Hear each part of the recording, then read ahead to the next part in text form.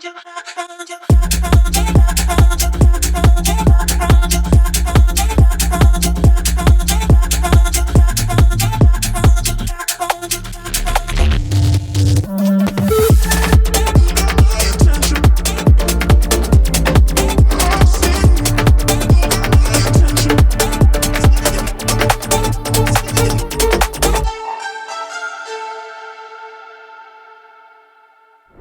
everyone and welcome back to Stylish Podcast. This is our episode 4. My name is Aiza. And my name is Marie. Today we are so honored to be joined by actress, host, endorser, and Miss World 1993 second runner-up, Ruffa Gutierrez. Hello guys, hi. How are you? Thank you so much. Yeah, You're a cover star. yes. Hello everyone. I'm super excited to be here. Thank you. Yeah. So, of course, we've known you as an actress, this is glamorous LinkedIn. But now, if you really want to get to know you more, so can you tell us more your start in showbiz? Like, how was it for you? Your humble beginning? I started at the age of 13. I signed with Golden Lion Films and then I became a Regal baby. Yes. I've done more than 50 films, maybe more, still working. And I guess it was just convenient for me at that time because my dad was an actor, my mom was a manager.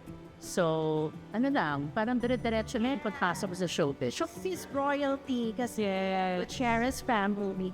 So, what would you say are your favorite movies that you've worked on so far?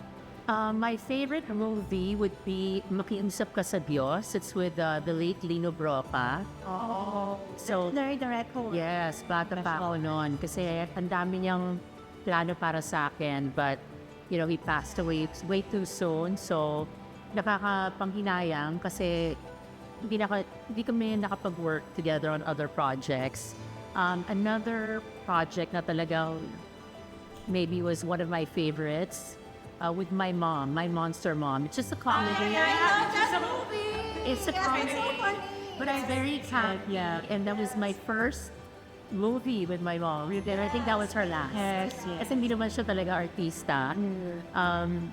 Ang pinakamagandang hayop sa balat ng lupa. Of course. Legendary film as well. Yeah, so kami nag-produce nun together with Viva Films. Oh. And that was Royal Era Entertainment. And syempre, it was directed by Celso Ad Castillo. And the original was done by Gloria Diaz. How did you transition from being an actress going to taking up beauty pageantry? It just so happened that everybody was saying that I was tall. Oh, ang tangkad-tangkad mo, sumali ka sa pagiging, beauty queen. Kasi I was already 5'9" at that time, at the age of 17. Wow. And it also happened naturally. But every year, I would always say, no, ayoko sumali.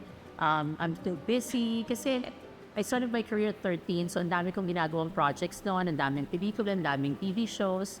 And then, one day, I decided to go to Mrs. Araneta and tell her na hindi ako makakapag-join this year. I was 18 years old at that time.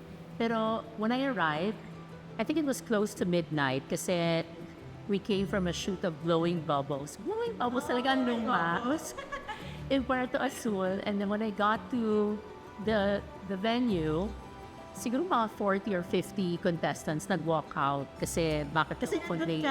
Oo, bakit ako late dumating. Pero hindi ako late dumating. Talaga yung deadline was midnight. Dumating ako siguro mga 11:45 p.m. And yun, sinabi nila na kung dami na nag-walk out sa labas. So sabi ko, kung ganun sila ka-stress, might as well, sali na rin ako. Oh my God, yes. So yun, tuloy-tuloy na. And it was a beautiful journey after that. Yes, I remember your journey with Binibini Pilipinas World and Miss World.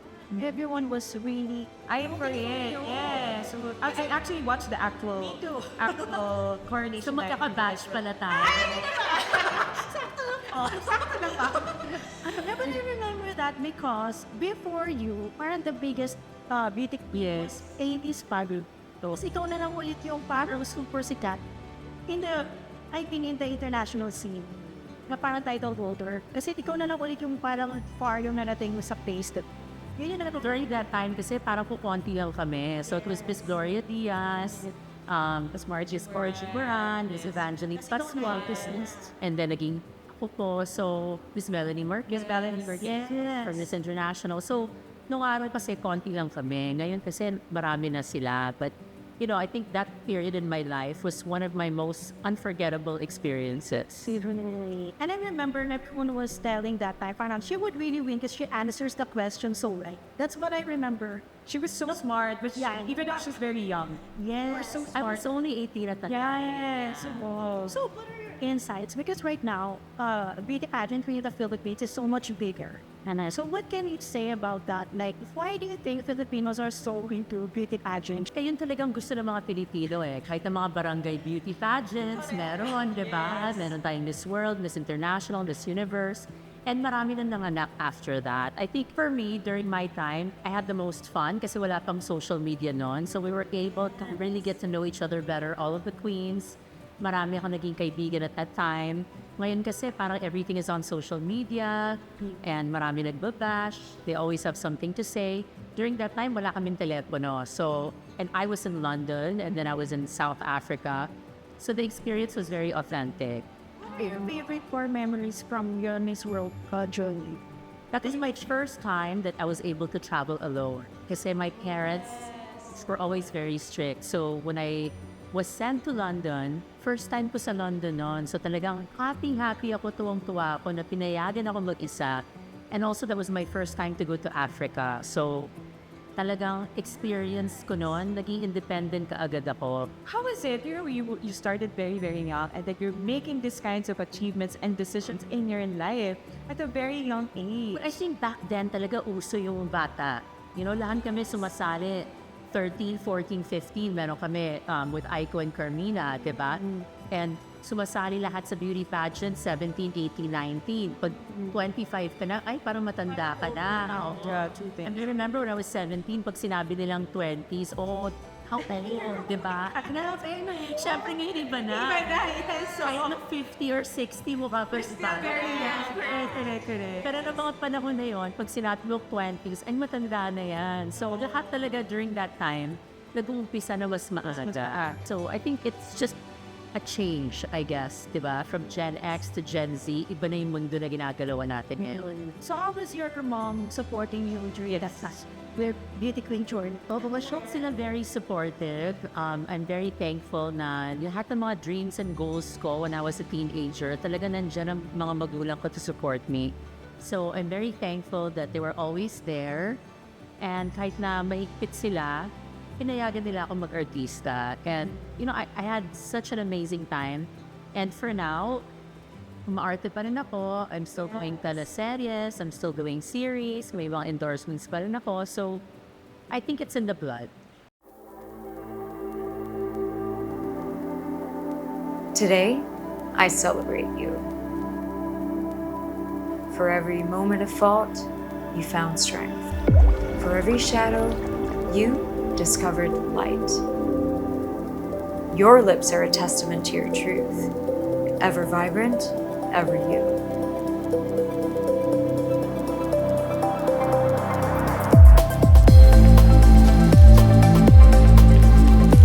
Your skin is a canvas of poetry, shimmering with confidence.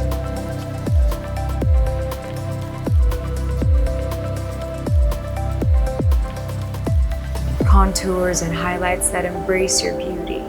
Every facet, every hue.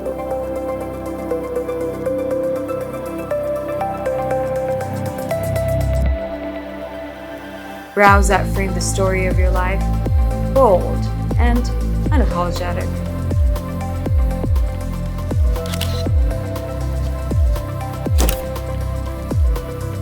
And cheeks blooming with love, capturing the essence of your spirit.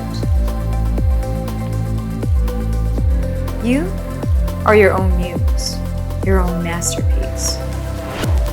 With every stroke, every shade, you write your own story. Love you.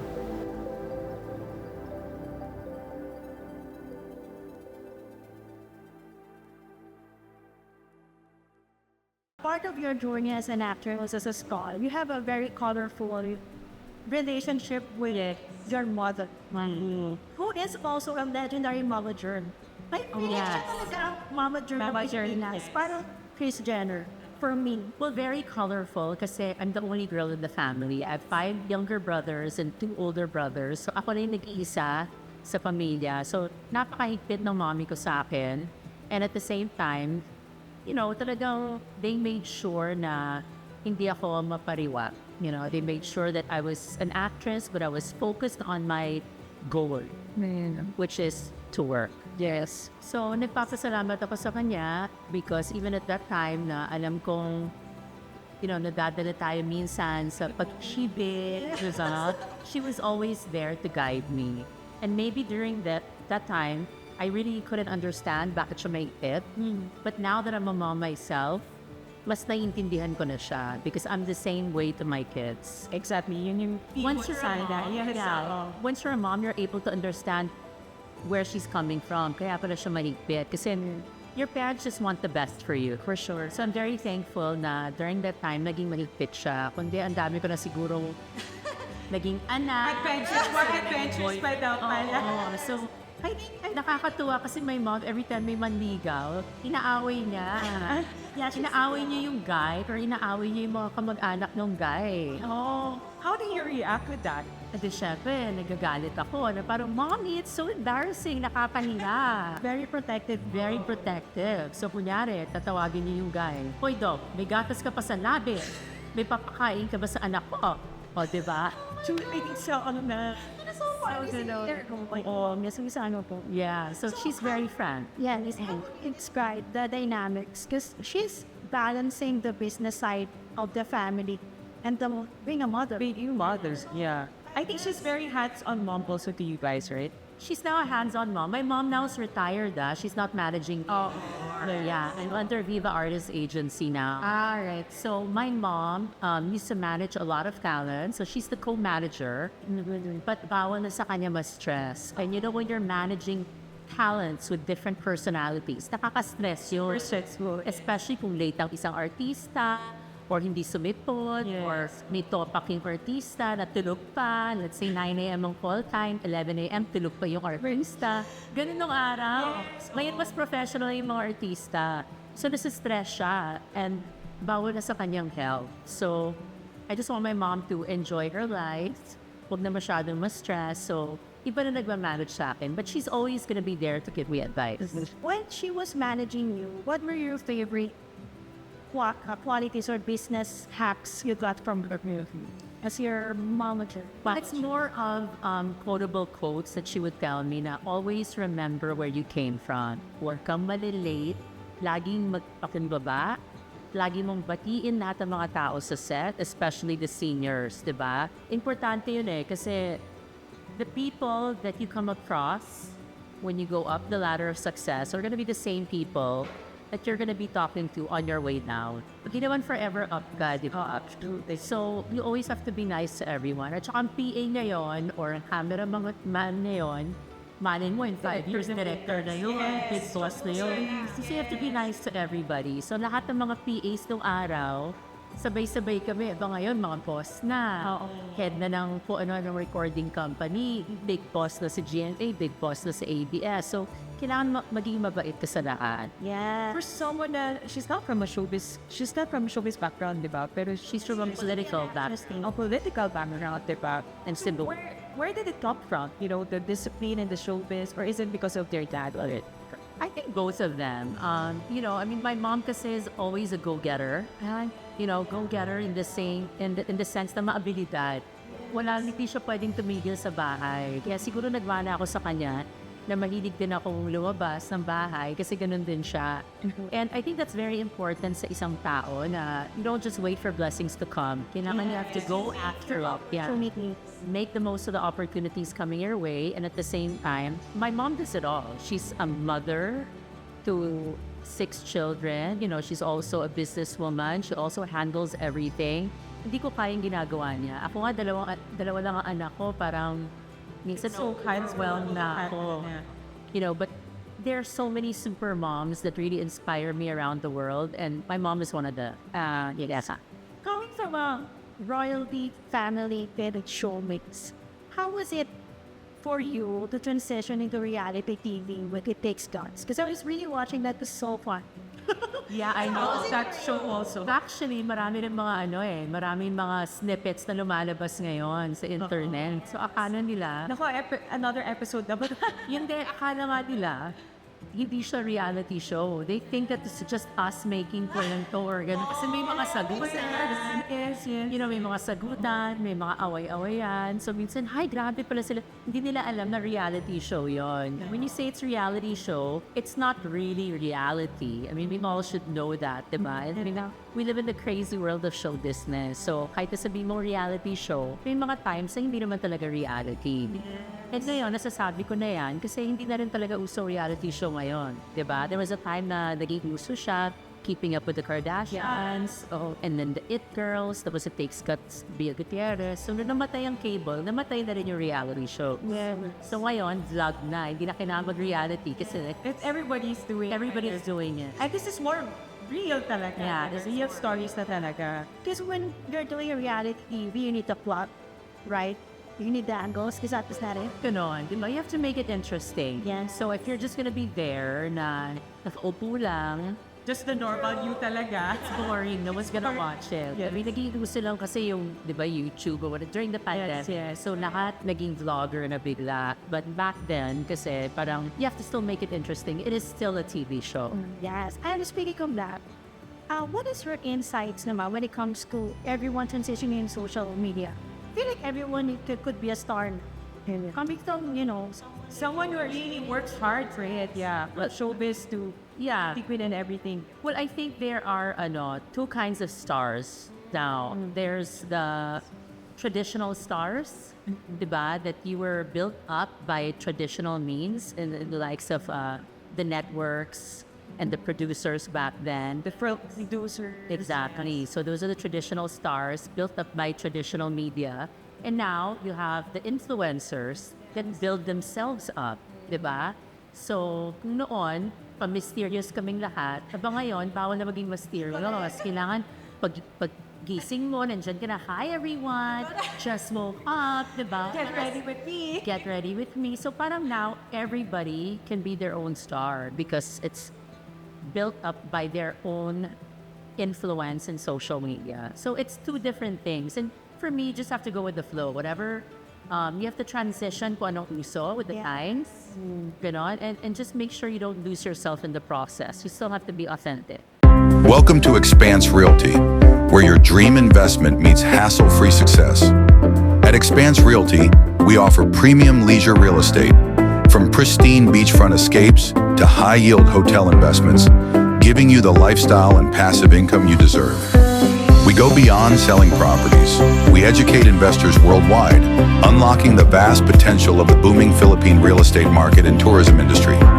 JC Lumba, the CEO of Expanse Realty, who has been in the industry for 18 years, established Expanse Realty together with his wife, Tiffany Lumba, to enlighten people around the world about unique property investments that can generate guaranteed passive income without any effort.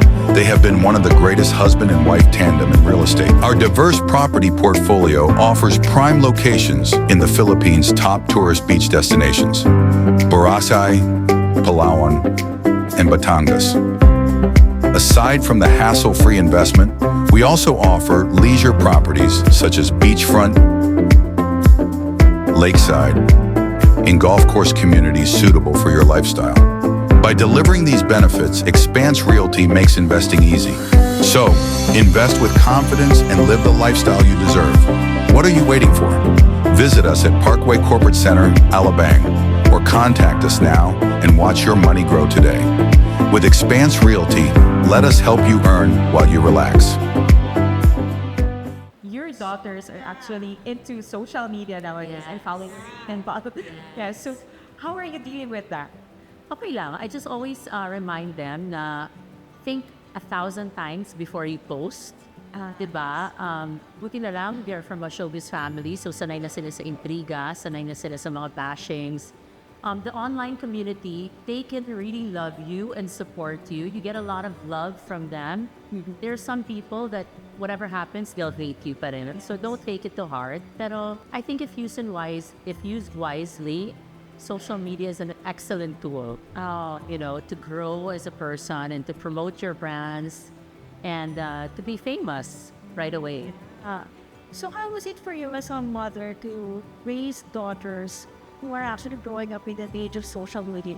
Is it challenging for you as a mom? Yeah. Well, I made sure na wala silang cellphone till they were a teenager. So How did you do that? Well, pero lang, sabi ko, bawal sila mag-phone. Until na kailangan nilang mag-phone. Yes. Kasi when they were studying in school, at the British schools, apparently, yung daughter ko na lang ang walang iPad at saka walang cellphone. So, umiyak siya sa akin. Parang, Mommy, I'm the only one without an iPad and a cellphone. O, sige. So, kailangan ko na siyang bilhan. how was she when she She was like 12 or 13.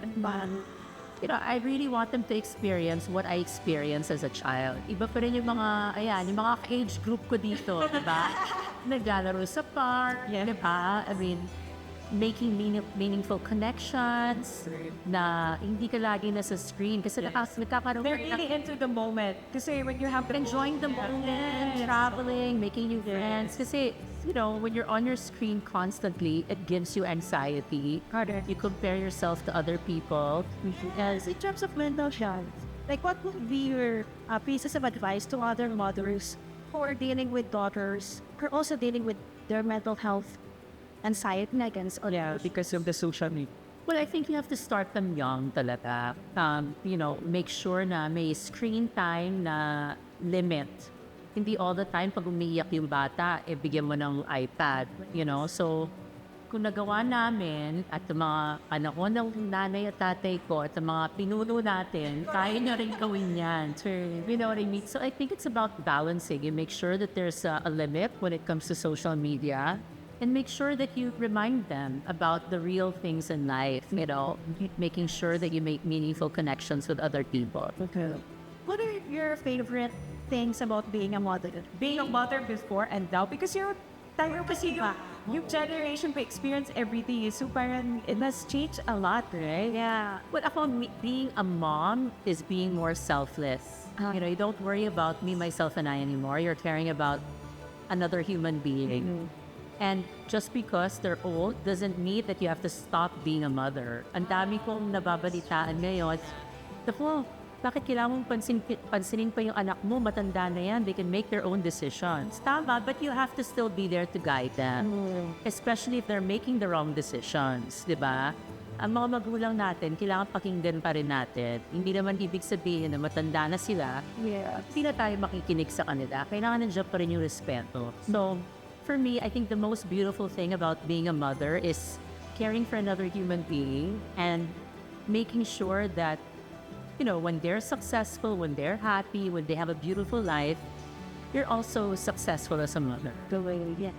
Yes. And especially if they're able to graduate and become kind, beautiful, loving individuals. Siguro success mo na rin yun bilang nanay. True, totoo. Regarding our concept at the shoot where they wrote about behind the scenes of the glamour of being a celebrity.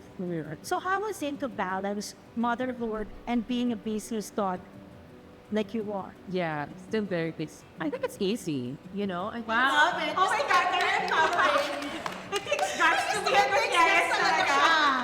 I mean, it's time management. Time management is key, diba? I mean, number one, my kids are they're not kids anymore. Yes. They're already 20 and 21. So they're young adults. And, every day we make sure we communicate because they live in the States. One's in Houston, one is in Los Angeles. So You miss them a lot. I miss them a lot. Yun, so nandun sila dahil sa kanilang pag-aaral. But during the time kasi na maliliit pa lang sila, di ba nag-stop ako for a while. Nung nagpakasal ako, I lived in Turkey. So I had all the time in the world to raise them. And then nung naghiwalay na kami ng asawa ko, bumalik ako dito, kailangan kong magtrabaho. So thank you to my family they were always there to help me take care of my kids. Dahil syempre, ako yung sole provider. So nagtatrabaho ako and at the same time, nandiyan yung family unit namin. Like, to make sure na the kids are well taken care of. Kaya masarap ang buhay sa Pilipinas kasi marami tayong katulong. Katulong sa pagpapalaki ng mga anak natin. Kung hindi lang mga magulang natin, mga tito, tita, mga pinsan, nandiyan silang lahat. So, masarap pa rin ang buhay sa Pilipinas. You know, Stylish Magazine, our tagline is your source of style, self-love, and inspiration. Yeah. So we would love to hear your insights when it comes to self-healing. How do you teach your daughters to value order para cultivate their own sense of self-healing? Self-love. Like, how would you describe self-love? Kasi the way I describe self-love, it changes with every step or journey that I have in my life. So, for the kids, self-love is, ako lagi ko sinasabi sa kanila, always be financially independent. Don't rely on anyone else. Nice. Diba? At a very young age. Yeah, at a very young age. Lagi ko, kailangan kasi, paulit-ulit ka sa kanila para pumasok sa utak nila na, girls, nakita nyo, di ba?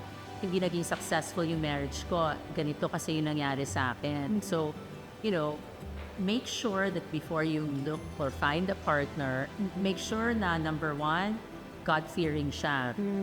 Pangalawa, masipag siya. Dahil hindi naman lahat ng oras nasa tuktok ka ng tagumpay, di ba? Number 3, tingnan mo kung paano tratuhin yung pamilya niya. If he loves his parents, if he loves his family, yon okay yon. And then also, how he treats you, di ba? For me, that's the most important. Pangalawa, higher your standards, di ba? I gave them a beautiful life. I worked hard to send them to the best schools. Tapos tatratuhin lang sila ng gano'n na kahit na sino. Kapag hindi kayo tumaya. So I'm raising them to be independent. I'm raising them, to love themselves first. I think that's the most important thing. So kasi if they're happy, then they can share the happiness to everyone else. Yes, very much. They're so ominous and Like, you're so inspiring, like that, di ba? Ano pa talaga? Effortless. You're so inspiring in a very effortless way. So, ako ng tips sa inyo naman.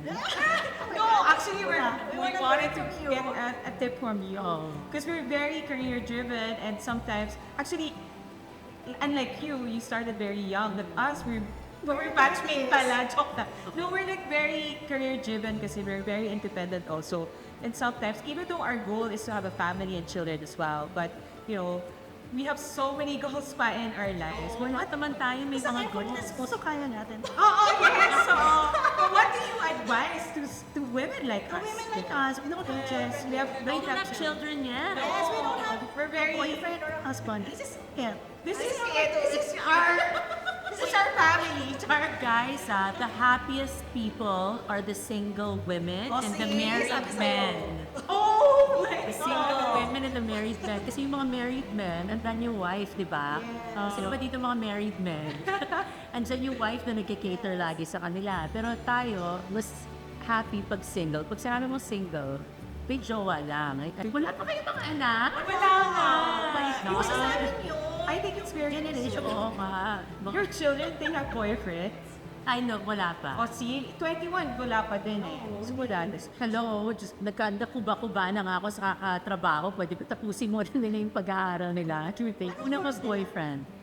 Lorin's taking up advertising and integrated marketing, and then Venice is taking up political science. Buti hindi pa nag-boyfriend kahit nasa States. Wala silang interest eh. You know what? My mom kasi, back then, huwag ka muna magbo-boyfriend, huwag ka muna magbo-boyfriend. Tumatak sa kanila. Hindi, parang, nung panahon na yon, panahon ko, we started young. Even yung pakipag-boyfriend, yung mga crush na. I think yung mga bata ngayon, they're more career-oriented. So, inaabutan na kami na career-driven. We want to know what makes you glow. So what makes me glow is when I know that I am able to take care of myself fully and holistically and make sure I have enough sleep, and that I really carve out time for the things that I love to do, not just the things that I have to do. Oh, so many things. I think when I became a mom, also it's different, diba? For every stage of your life, what makes you glow is different. But now, siguro at my age, it's really about living your life with purpose and being able to impact others through your actions. What makes me glow? Self-love. Self-love, learning to love myself on a deeper level, not just taking care of my physical appearance, not just my physical body, but more of my heart.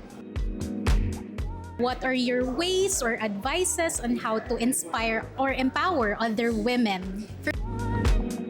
For me, just really keep on doing what you love to do unapologetically. I think that's what's really inspiring. Keep on doing what you love to do unapologetically. It's okay to have high standards and to really push for your dreams and for your goals. But also, it's also important to understand that we can't do it all. To be honest, you have to be realistic about it. Parang don't push yourself too hard. Taking care of yourself first, because that is the only way that you will be able to take care of everything else around you. Enjoy New White's Super Brand Day sale on TikTok, March 23 to 29. Enjoy up to 40% discount on New White products. Naku, kung hindi nyo pa natatry ang New White, please try it. I've experienced so many benefits. I've already experienced greater energy levels, deeper sleep, and extra glowing skin. Thank you so much, New White. You've always been known as one of the gorgeous faces in showbiz. So we would love to know, what are your favorite first beauty hacks right now? Beauty hacks. Well, I always lather my face with skincare. Always skincare. Always use sunblock before leaving the house. I now stay away from the sun. I don't go sunbathing like I used to. Kasi the older you get, the more you have to take care of your skin. Yeah, so I think you have to always put sunblock on. Take care of yourself. Drink water, hydrate, work out. Still work out, my God. Fashion. What are your favorite fashion tricks? Me, with every season it changes. So now I'm in my soft girl, like workout era. So I'm always diba? I've lost 16 pounds now, so if you don't see me at work, I'm more casual because I'm in the sneakers, leggings, and then I always try to work out or do some sort of exercise, whether it's just 20 minutes on the treadmill or boxing with friends. Parang it's more enjoyable when you work out with friends and so bawal makipagtsikahan. Punong araw, tsikahan kayo habang nag-iinuman. Bawal na yan, magkaka-wrinkles tayo. Kailangan tsikahan habang naglalakad or nagbo-boxing. Yes, I'd say so to wrap this up, what would be your pieces of advice first to young women who are finding their position in life, journey, just going about it, so still finding themselves? What would be your... So all the young ladies out there who are still finding themselves, it's okay. Just take your time kasi lahat tayo hindi natin din alam at that age kung anong gusto natin sa buhay, pero malalaman nyo din yon. So if I were you, just enjoy your life.